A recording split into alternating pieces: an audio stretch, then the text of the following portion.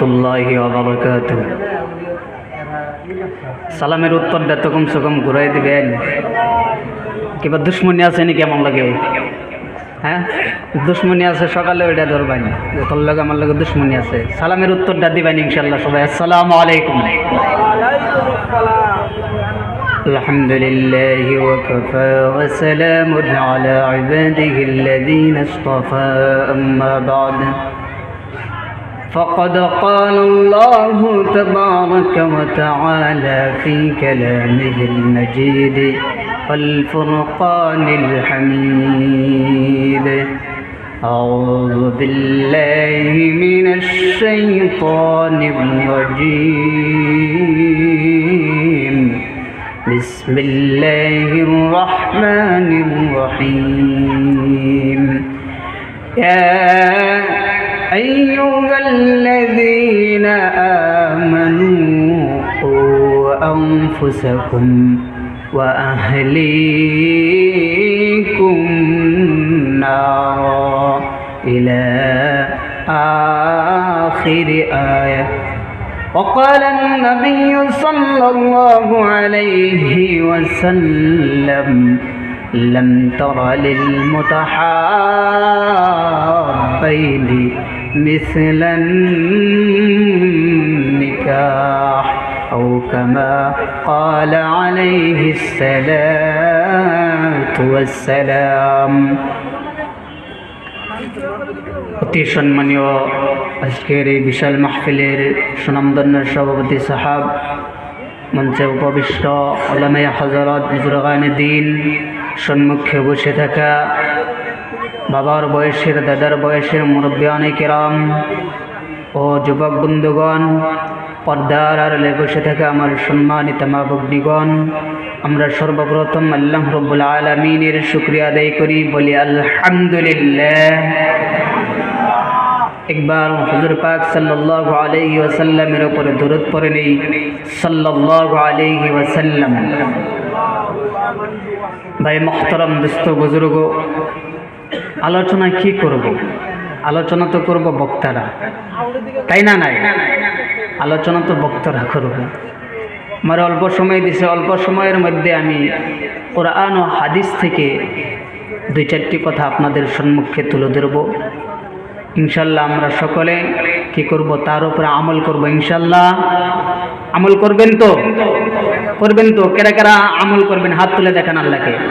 নারে তাকবীর, নারে তাকবীর। আল্লাহ রাব্বুল আলামিন সবাইকে একজন নেককার বান্দা হিসেবে কবুল করেন, এক বলেন আমিন। ভাই মুহতারাম, দোস্ত, বুজুর্গ, আমরা সকলেই কি করি? নিজের সন্তানকে মহব্বত করি, তাই না গো? নিজের সন্তানকে কারা কারা মহব্বত করেন না? সবাই করেন না? নাই? কেউ যদি নিজের সন্তানকে বিনা দোষে যদি কোনো ধরনের অত্যাচার করে, কেউ মাইনে নেন? মানে ভাই মুহতারাম, দোস্ত, বুজুর্গ, হ্যাঁ, সন্তানকে মহব্বত করা উচিত, মহব্বত করতে হয়, সন্তানকে মহব্বত করতে হয়। ভাই মুহতারাম, দোস্ত, বুজুর্গ, যেরকম ভাবে আপনি আপনার সন্তানকে এই দুনিয়ার মধ্যে কোনো ধরনের যদি খারাপ কাজ করে আর সেই শাস্তি যদি দুনিয়ার মধ্যে হয়, সেই কাজের থেকে আপনি নিজের সন্তানকে বিরত থাকার জন্য বলেন, বলেন না? নাই? কিন্তু আপনার সন্তান এমনও কাজ করে যাচ্ছে যে আখিরাতের মধ্যে জাহান্নামের আগুনে জ্বলতে হবে, জাহান্নামের ফেরেশতাগুলো মুগুর মারবে, কিন্তু সেই কাজের থেকে আমার আপনার সন্তানকে বিরত থাকার জন্য কেউ বলি না। ভাই মুহতারাম, দোস্ত, বুজুর্গ, অল্প মনোযোগ সহকারে শুনবেন। আমার কোরআন প্রিয় ইসলাম দনদি ভাই বন্ধুগণ, আমার আল্লাহ রাব্বুল আলামিন পবিত্র কোরআনুল কারীমের মধ্যে বলে দিয়েছেন: ইয়া আইয়ুহাল্লাযীনা আমানু কু আনফুসাকুম ওয়া আহলিকুম নারা। আমার বিশ্বাসী বান্দাগণ, আমার ইমানদার বান্দা আনফুসাকুম, তুমি নিজে নিজেকে জাহান্নামের থেকে বাঁচাও। শুধু তাই নয়, ওয়া আহলিকুম নারা,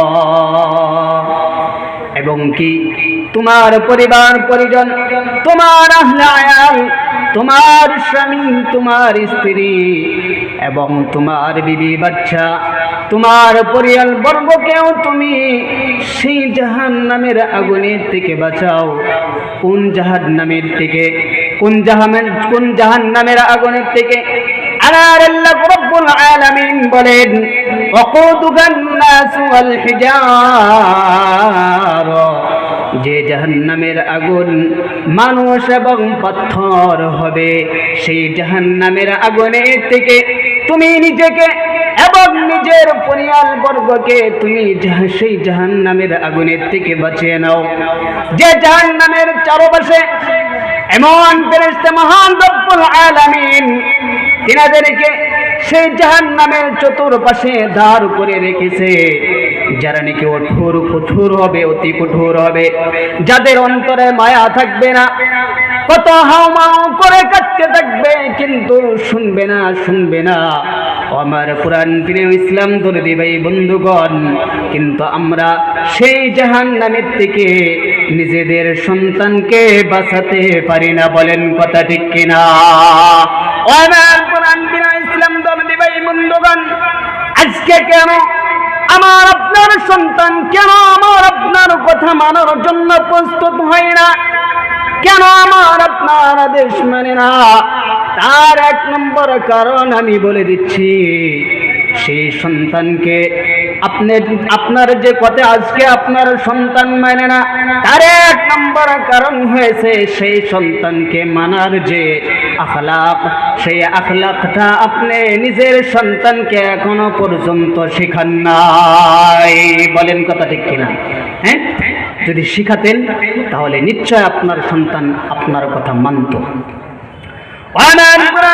ইসলাম দরদি ভাই বন্ধুগণ, যে সন্তানের শরীরের মধ্যে যদি একটি ফুলের টোকা পড়ে, এই দুনিয়ার মধ্যে কেউ যদি আপনার সন্তানকে বিনা দোষে যদি একটি ফুলের টোকাও দেয়, আপনার অন্তরের মধ্যে আঘাত লাগে। আমার বাবাজিরা, কিন্তু সেই সন্তানকে সেই হাসরের ময়দানে সেই সন্তানকে জাহান্নামের আগুনে যে জ্বালাবে, আপনার সম্মুখে আপনার সন্তানকে বলেন তো আপনার অন্তরে কি একটিও আঘাত লাগবে না? লাগবে না? নাই? লাগবে না? নাই? কথা বলেন না কেন? লাগবে না? নাই? নিশ্চয়ই লাগবে। ভাই মুহতারাম দোস্ত বুজুর্গ, আমার কোরআন প্রিয় ইসলাম দরদি ভাই বন্ধুগণ, যুবক বন্ধুরা মনোযোগ দিয়ে শুনবেন। একজন যুবকের কি দায়িত্ব, তার সন্তানের প্রতি একজন বাবার কি দায়িত্ব, মনোযোগ দিয়ে শুনবেন। হযরত ওমর রাদিয়াল্লাহু তাআলা আনহুকে জিজ্ঞাসা করলেন, মা হাক্কুল ওয়ালাদি আলা আবিহি। হযরত ওমর রাদিয়াল্লাহু তাআলা আনহুকে বললেন, হে আল্লাহ, হে সাহাবা, একজন পিতার উপরে কি দায়িত্ব রয়েছে, একজন সন্তানের প্রতি কি হক রয়েছে? হযরত ওমর রাদিয়াল্লাহু তাআলা আনহু বললেন, আইয়াম তাকিয়া উম্মাহু ওয়া ইহসিনা ইসমাহু ওয়া ইউআল্লিমাহুল কুরআন। জোরে বলেন আল্লাহু আকবার। আর জোরে বলেন আল্লাহু আকবার। এক নম্বর হয়েছে, যুবক বন্ধু, আজকে তুমি সুন্দরী তালাশ করো, আজকে তুমি পরশা তালাশ করো, আজকে তুমি দান দৌলত তালাশ করো, আজকে তুমি সুন্দরী তালাশ করো। হযরত ওমর রাদিয়াল্লাহু তাআলা আনহু বললেন, একজন যুবকের প্রথম দায়িত্ব হয়েছে যখন নাকি সে বিবাহ করবে, তার প্রথম দায়িত্ব হয়েছে যে সে একজন নেককার বিবি তালাশ করবে। দুই নম্বর হয়েছে আইয়াম তাকিয়া উম্মাহু ওয়া ইহসিনা ইসমাহু, এবং বিবাহ করার পর সমস্ত হারাম কাজের থেকে বিরত থেকে হালাল কাজ করে আল্লাহ রাব্বুল আলামিনের ইবাদত করে আল্লাহ রাব্বুল আলামিনের কাছে একটি নেক সন্তান আল্লাহ রাব্বুল আলামিনের কাছে চাইবে। যদি আল্লাহ রাব্বুল আলামিনের কাছে চাই, আমার আল্লাহ রাব্বুল আলামিন সেই বান্দাকে নিশ্চয় নেককার বান্দা দান করবেন। বলেন কথা ঠিক কিনা? আমার কোরআন ইসলাম দরদি ভাই বন্ধুগণ, আর যদি একটি নেক সন্তান যদি এই দুনিয়ার মধ্যে বানিয়ে যদি চলে যেতে পারো বাবাজিরা, মনে রাখবে কবরে শুয়ে শুয়ে তোমার নেক সন্তানের একটি নিঃশ্বাসের বদলতে আমার আল্লাহ রাব্বুল আলামিন তোমার আমলনামার মধ্যে একটি করে নেকি লিখে দিবেন। বলেন সুবহানাল্লাহ, আর জোরে বলেন সুবহানাল্লাহ। ইসলাম দরদি ভাই বন্ধুগণ, আজকে আমি আপনি সুদ খেয়ে হারাম খেয়ে সেই হারাম খাওয়া রক্ত মাংস দিয়ে যদি আমরা সন্তান জন্ম দেই, বলেন তো সেই হারাম রক্ত মাংসের দ্বারাই কি একটি নেককার সন্তান দুনিয়ার মধ্যে আসতে পারে নাকি? আমরা প্রথমেই বলি ওয়ানার কোরআন ইসলাম দরদি ভাই বন্ধুগণ, আজকে গ্রামের মধ্যে অঞ্চলের মধ্যে শুধু নয়, সারা পৃথিবীর মধ্যে দেখবেন মানুষ এই দুনিয়ার জগতের মধ্যে সব থেকে বেশি হারাম কাজের মধ্যে লিপ্ত। বলেন কথা ঠিক কিনা?